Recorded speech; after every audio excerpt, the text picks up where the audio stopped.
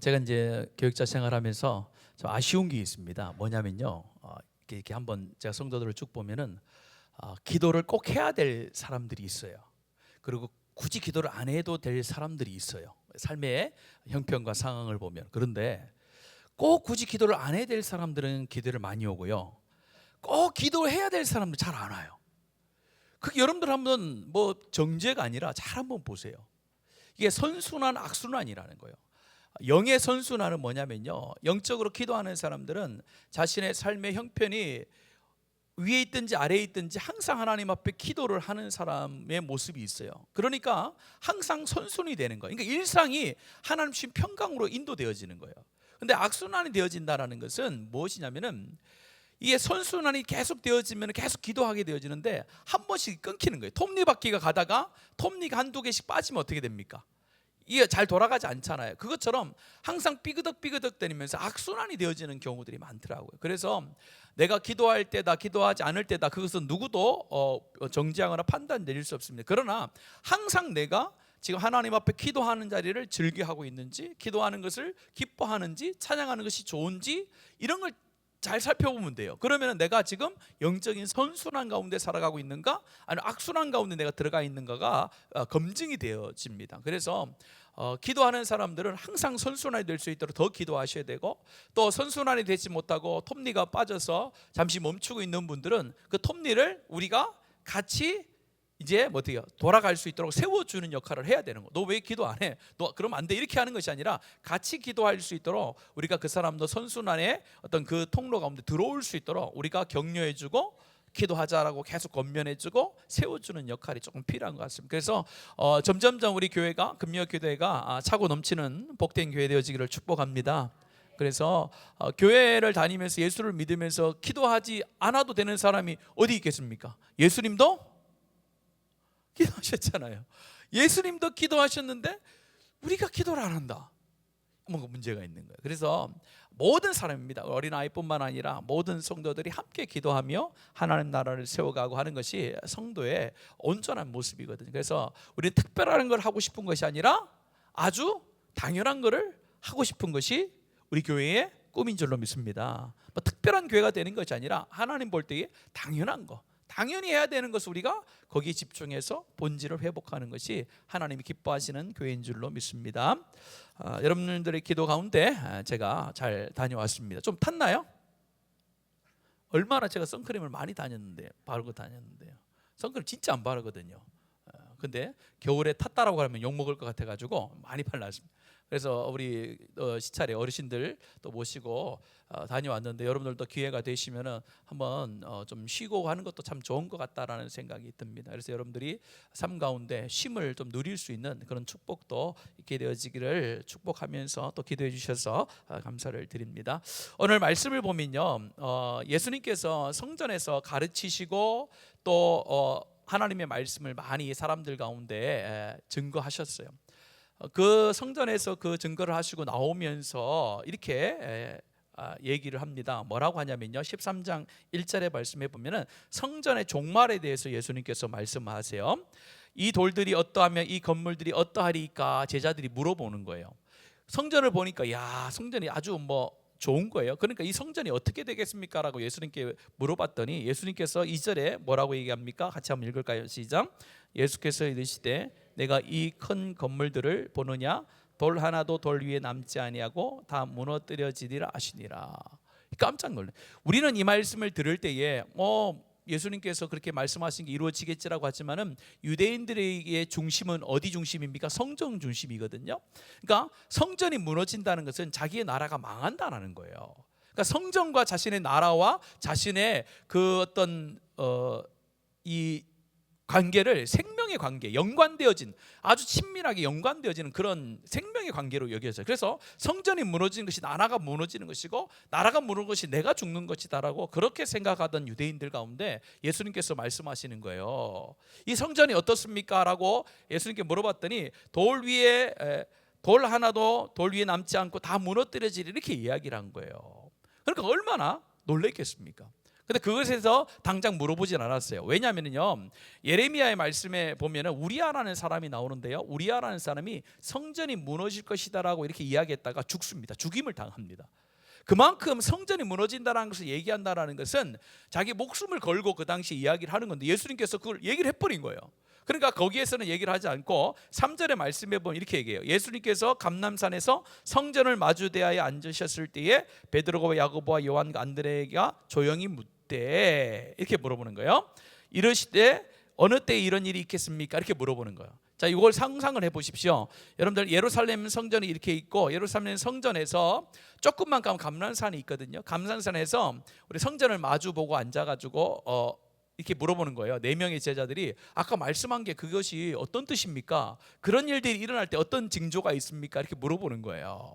그렇게 했더니 예수님께서 그 징조에 대해서 이제 쭉쭉쭉 이야기를 합니다. 5절부터 13절까지 쭉 이야기를 하는 장면이 나오는데, 제가 거기 오늘 설교 제목을 무엇이라고 정했냐면 분별과 인내라고 했습니다. 뭐냐면은 예수님께서 지금 성전이 무너질 것이다라고 이야기를 한 뒤에 제자들이 물어본 것은 준비를 하려고 했던 거예요. 성전이 무너진다는 것은 나라가 망한다라는 의미잖아요. 그러니까 나라가 망할 때 어떤 징조가 있고 내가 좀 준비해야 되지 않습니까? 라는 그런 마음을 가지고 이렇게 이야기를 한 거예요.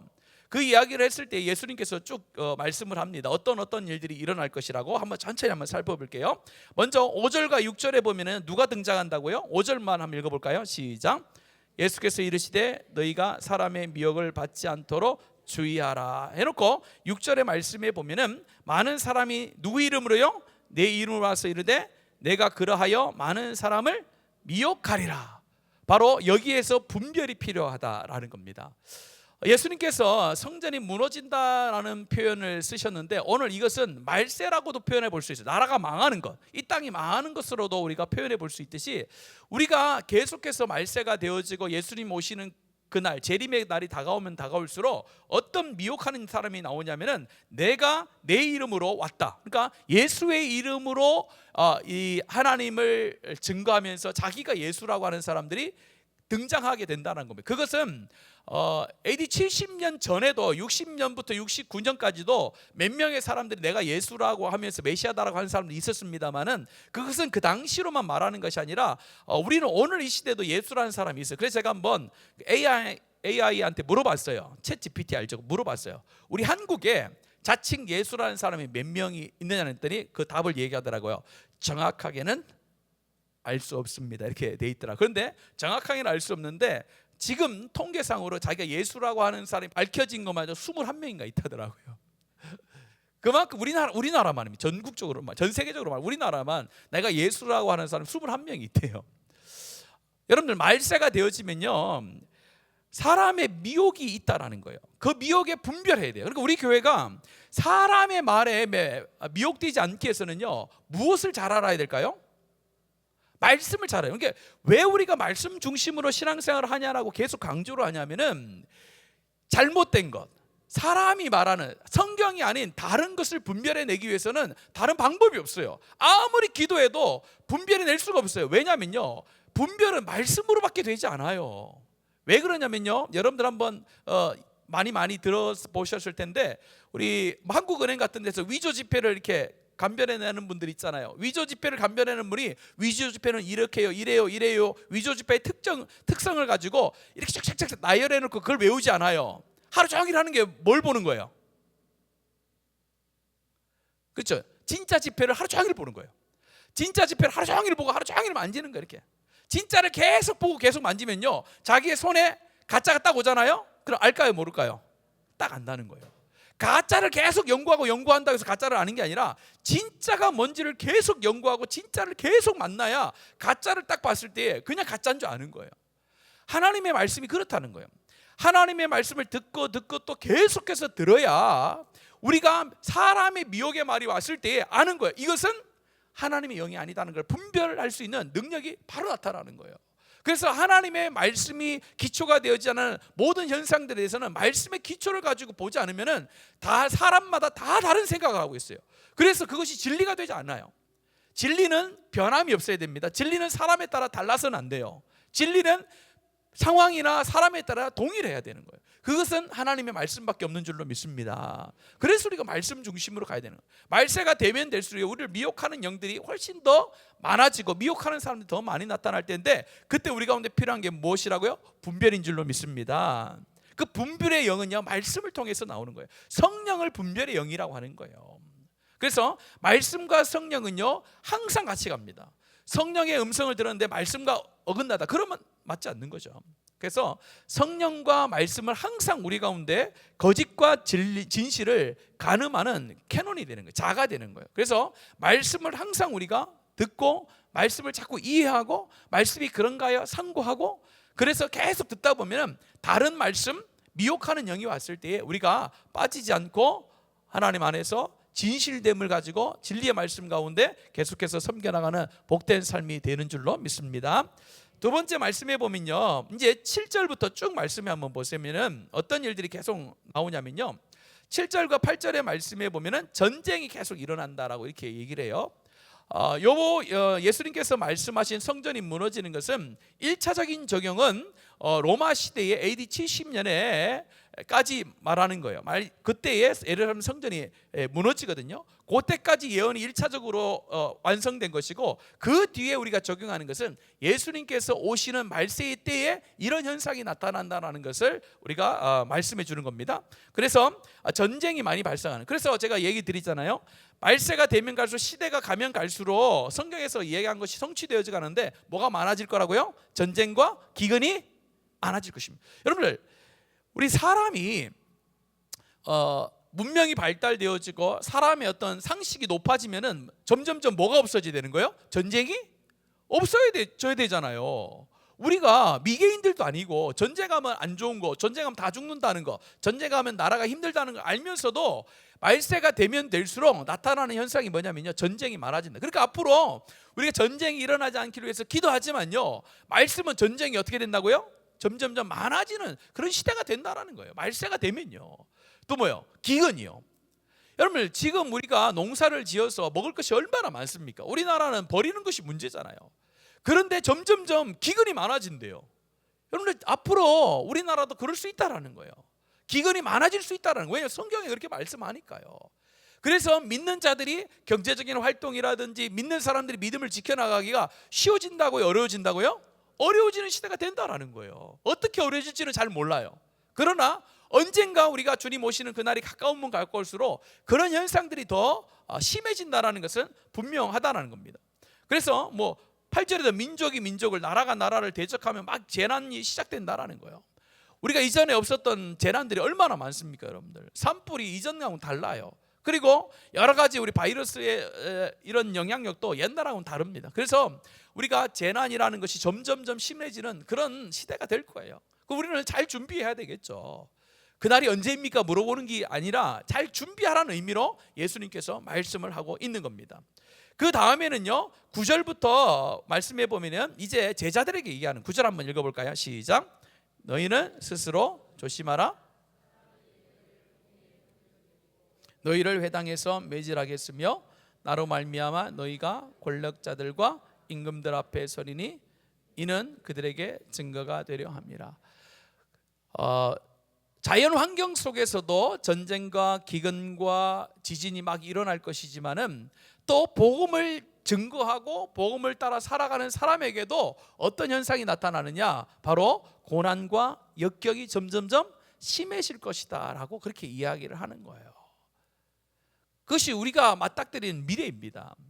우리 믿음의 선배들, 초대교회 선배들, 우리의 믿음의 조상들이 우리보다 훨씬 더 어려움을 많이 겪고 믿음을 지켰던 분도 많아요. 그러나 지금 우리나라는요, 지금 오고 가는 모든 세대 가운데 앞으로 이렇게 편안하고 또 안전하게 예수를 전파하고 예수를 믿는 시대가 있을 수 있을까라는 의문이 들 정도로 우리가 지금 편안하고 안전하게 예배를 드리고 있습니다. 그러나 이런 시대가 계속되는 건 아니라고 말씀을 하세요. 나중에 되면요, 진짜로 복음을 전하는 교회, 복음을 전하는 사람들은 반드시 뭐가 있을 것이다라고요? 고난과 역경과 박해가 있을 것이다 라고 이렇게 말씀하는 거예요.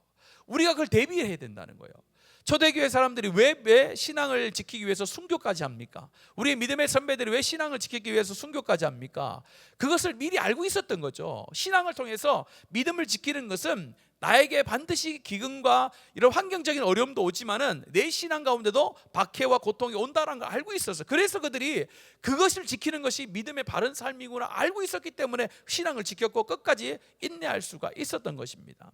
그래서 제가 분별과 인내라고 제목을 정했어요. 앞에는요, 말세가 되어지면은 사람의 말로 하나님의 말씀이 아닌 다른 것들로 유혹하는 자들이 많이 생겨나게 되어지는데, 그때 뭘 해야 된다는 거예요? 분별해 내셔야 되는 거예요. 무엇으로요? 말씀으로 분별해 내는 거예요. 두 번째는 뭡니까? 말세가 되어지면은 예수님 말씀하시기를 환경적으로는 전쟁이 많아지고 기근과 핍박이 많아진다. 너희들의 삶 가운데도 그런 것이 많아질 것이다 라고 말씀을 하는 거예요. 미리 말씀하시는 건 무엇일까요? 우리의 믿음을 정비하라는 거죠. 잘 준비하라는 거죠. 전쟁이 일어난다고 미리 광고하고 미리 가르쳐줬는데 준비를 안 하면 어떻게 됩니까? 패배하잖아요. 오늘 예수님께서도 이 말세에 준비되어질 삶에 대해서 아마 다음 주에도 아마 계속해서 말씀을 할 건데요, 다음 주까지 이어지는 말씀이에요. 말세가 되면 어떤 현상이 내가 어떻게 준비되는가를 가르쳐 주는 거예요. 근데 중요한 건 뭐냐면요, 이렇게 말씀하세요. 10절 말씀 같이 한번 읽어볼까요? 시작. 또 복음이 먼저 만국에 전파되어야 할 것이니라 라고 되어져 있습니다. 그리고 또 이렇게 말씀을 증거하고 13절 같이 한번 읽을까요? 시작. 또 너희가 내 이름으로 말미암아 모든 사람에게 미움을 받을 것이나 끝까지 견디는 자는 구원을 받으리라. 이 두 가지를 설명을 드리면, 첫 번째 10절은요, 그런 고난과 역경과 박해가 있을지라도 무엇이 증거된다는 거예요? 복음이 증거되어지는 삶이 우리 가운데 있다라는 거예요. 그런 핍박을 통해서, 박해를 통해서 드러나는 것이 내가 아니라 복음이 만방에 증거되어지는 그런 역할이 있어야 된다는 것입니다. 그래서 우리가 우리 교회도 계속해서 좀 힘쓰고 애쓰고 싶은 것이 뭐였냐면은 바로 하나님께 은혜 받은 자들이 하나님 앞에 치유와 회복을 경험한 자들이 그냥 우리만 여기에서 즐겁고 행복하게 사는 것이 아니라 실제로 복음을 증거하며 고난과 역경도 경험해보고, 또한 그 고난과 역경 속에 있는 수많은 선교사님들을 우리가 어떻게 하는 거예요? 도와주고 치유하는 사역을 하는 것이 우리 교회의 임무인 줄로 믿습니다. 바로 그거예요. 여러분들, 우리나라는요, 복음을 전한다고 해서 잡혀가지도 않고 복음을 전한다고 해서 크게 어려움을 당하지 않습니다. 그러나 지금도 여러분들 여러 나라에 가면요, 복음을 1도 전하지 못하는 그런 나라도 많습니다. 대놓고 예배를 드리지 못하는 나라도 지금도 많습니다, 여러분들.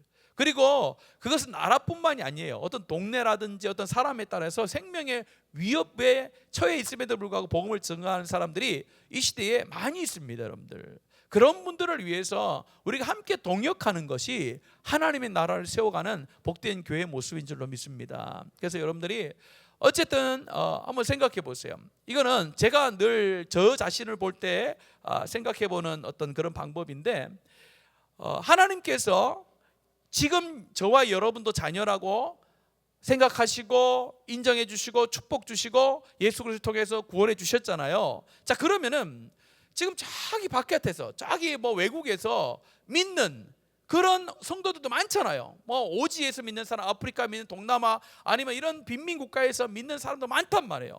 자, 그럼 하나님께서 하늘로 보셨을 때 이 지구라는 한 동네, 한 어떤 우리만 지구촌이라고 봤을 때에 이 한국이라는 촌에서는 많은 사람들이 정말로 이런 좋은 시설에서 좋은 밥 먹고 아주 편안하게 예배를 드리는 자녀들이 있는데, 저쪽 지구 반대편에는 어떤 사람이 있는 거예요?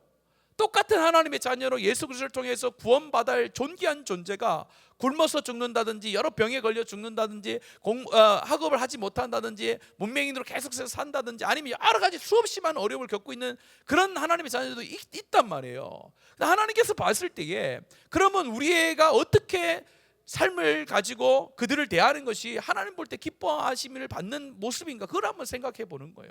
내가 기도를 열심히 하고 교회 와서 봉사를 많이 해서 하나님이 진짜 기뻐하실까? 아니면은 우리의 가진 것을 똑같은 하나님의 자녀인 그들 가운데 주었을 때 하나님이 기뻐하실까? 여러분 한번 잘 생각해 보세요. 어떤 거 하나님이라는 아버지라는 분이 좋아하실까요? 우리만 잘 먹고 잘 살면 좋아하실까요? 아니죠. 하나님 나라를 지역적인 교회가 아니라 우주적인 교회로 봤을 때에 우리의 사명이 거기에 있는 거예요. 하나님께서 왜 바울 사도를 먼저 예수 그리스도를 알게 하시고 믿게 하시고 복음을 증거자로 세웠습니까? 복음의 빚진 자로 살아가기 위해서 만드신 거잖아요. 저 아직 예수를 알지 못하는 사람들이 있기 때문에 하나님께서 나를 먼저 예수를 믿게 하셨다는 거예요. 그럼 우리나라와 우리 교회가 하나님께서 주신 복을 누리고 이런 하나님 주시는 윤택을 누리고 하나님께서 주시는 평화로움과 풍요로움을 누리고 있다면 왜 그것을 주셨을까? 그걸 가지고 뭘 해야 되는가를 우리가 생각해 봐야 되는 거예요. 그걸 가지고 우리의 것을 더 채우기 위해서, 우리의 것을 더 만족을 위해서 쓰인다면 하나님이라는 아버지가 우리를 향해서 뭐라고 하실까요? 칭찬을 하지 않겠죠. 또 주었던 복도 어떻게 하시겠습니까? 뺏어가시겠죠. 그게 하나님 나라의 법칙이라는 거예요. 그래서 우리 나라와 우리 한국교회와 우리 교회가 우리 자신들이 하나님 앞에 끝없는 복의 통로로 쓰임을 받기 위해서는 내게 주신 것을 가지고 복음을 증거하는 일에 고난도 당할 줄 알아야 되고 나눠줄 줄 아는 거예요. 나눠주는 게 나의 고난이잖아요. 내 것을 내가 다 안 쓰는 게 고난이잖아요. 그렇게 세워나가는 것이 하나님 나라인 줄로 믿습니다. 그래 복음이 증거되는, 그래야 하나님 나라가 세워지는 거예요. 그래서 여러분들이 여러분 가정들, 여러분 기관, 여러분 아니면 셀에 가셔가지고 그런 마음을 자꾸 나누세요. 나눠서 하나님이 봤을 때에 어떻게 우리가 살아가는 게 맞을까? 어떻게 하나님이 우리 교회에 주신 기쁨이 무엇일까? 그럼 한번 여러분 잘 생각해 보시면은 우리가 무엇을 위해서 고난받고 무엇을 위하여 희생해야 되는지 아는 거예요. 지금 우리 제자들이 이야기하는 것처럼 우리 초대교회 때에 아니면 우리 말세가 진짜 되었을 때에 실제로 우리가 총칼 앞에서 아니면 어떤 생명의 위협 앞에서 지금 고난을 받고 있지는 않잖아요. 그럼 내가 고난받는 건 뭔가? 내가 고난받는 건 뭔가? 한번 되짚어보고 그 고난 가운데 내가 나를 드릴 수 있어야 진정한 하나님의 사람이라고 말씀합니다. 그러면서 맨 마지막 이렇게 얘기합니다. 끝까지 견디는 자는 구원을 받으리라. 다시 한번 읽을까요? 뭐라고요? 끝까지 견디는 자는 구원. 여기서 끝까지 견디는 자는 구원을 받는다라는 것은 생명을, 우리 육신의 생명을 구원을 받는다는 것이 아니라 영의 생명을 말하는 거예요. 영의 생명. 그 고난 가운데서 끝까지 견디면 하나님께서 생명을 건져준다. 그렇게 단순하게 이해하는 것이 아니라 영원한 생명을 하나님께서 허락하신다는 거예요. 단순히 어떤 사람에게요? 끝까지 견디는 자. 뭘 가지고 견디는 거예요? 믿음으로 복음을 증거하며 그 고난을 끝까지 견디는 자가 하나님의 영원한 생명을 하나님이 보장해 주신다라고 약속해 주시는 거예요. 그래서 우리가 하나님께 주신 믿음을 어떻게 잘 지켜나가는가, 인내하는 것이 필요하다는 거예요. 순간순간 인내하지 않고 계속해서 하나님을 무시하고 하나님을 배반하는 그런 삶이 아니라 끝까지 인내하셔야 되는 거예요. 그래서 여러분들 말세가 되어졌을 때에 거짓 교사들 가운데 미혹되지 않는 분별함이 있는 축복된 성도 되어지기를 바랍니다. 두 번째는 끝까지 인내하셔야 돼요. 고난 가운데 인내하셔야 돼요. 자, 그러면 고난 가운데 인내하는 건 뭡니까? 내 것을 남에게 주는 거예요. 남에게 나에게 주는 거예요. 그것이 내 고난이에요. 지금은 우리 시대에 우리가 있는 고난입니다. 내 것을 내 것으로 여기고 살면요, 내 만족을 위해서 살아가는데 고난은 남을 위해서 나를 희생하는 거예요. 그런 고난 가운데 끝까지 하나님의 사람으로 살아내고 견디는 축복의 성도들 되어지기를 간절히 원합니다.